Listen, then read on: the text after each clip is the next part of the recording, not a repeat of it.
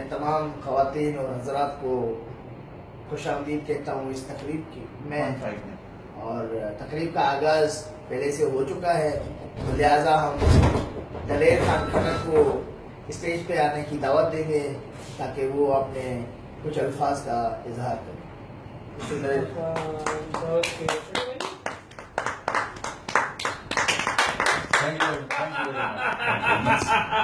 अस्सलाम वालेकुम ख़वातीन हज़रात, खासकर हज़रात।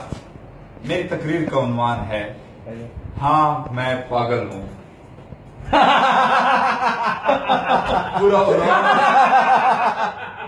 पूरा उन्वान तो सुन लें। तो दलेर खान क्या है समझ आ यार जल्दी करना पागल यार तकरीर को लिए ना।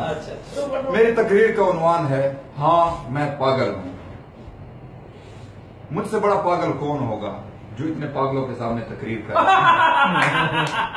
और वो पागलों की तरह सुन भी रहे हैं। अब जो नहीं सुन रहा वो भी पागल है और जो सुन रहे हैं वो तो है ही पागल। अब फैसला करना मुश्किल है कि पागल कौन है। बात को आगे बढ़ाने के लिए मैं खुद को पागल मान लेता हूँ। जनाब यारी, मैं शुरू से पागल नहीं हूँ।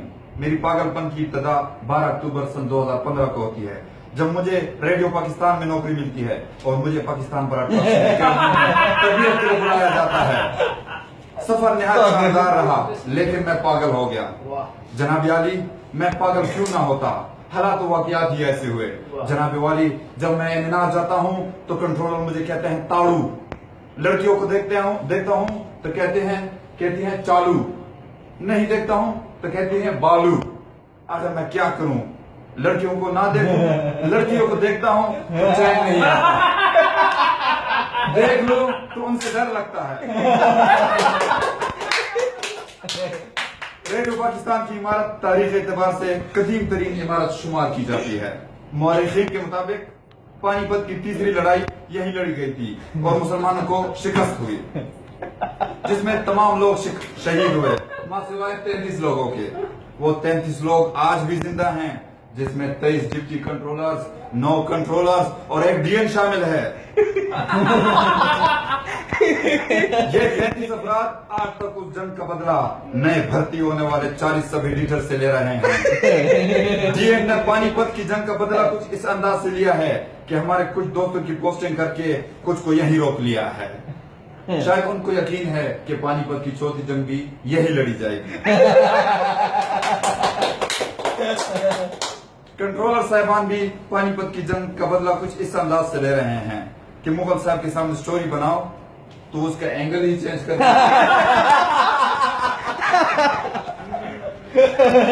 मुगल साहब को रिपोर्टिंग के शोबे में मलका हासिल है और सालों का तजर्बा भी है।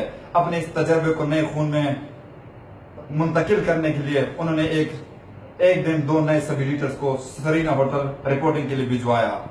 उन 2 साहिबान ने फंक्शन अटेंड किया और खाना खा के वापस आ गए।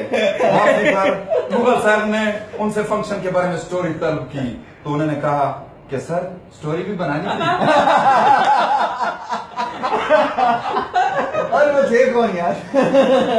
जदून साहब तो माशाल्लाह जोर की बात है, बात करने ही नहीं देते, क्योंकि उनके ख्याल में पानीपत की शिकस्त में 40 सब एडिटर्स का सबसे बड़ा हाथ है।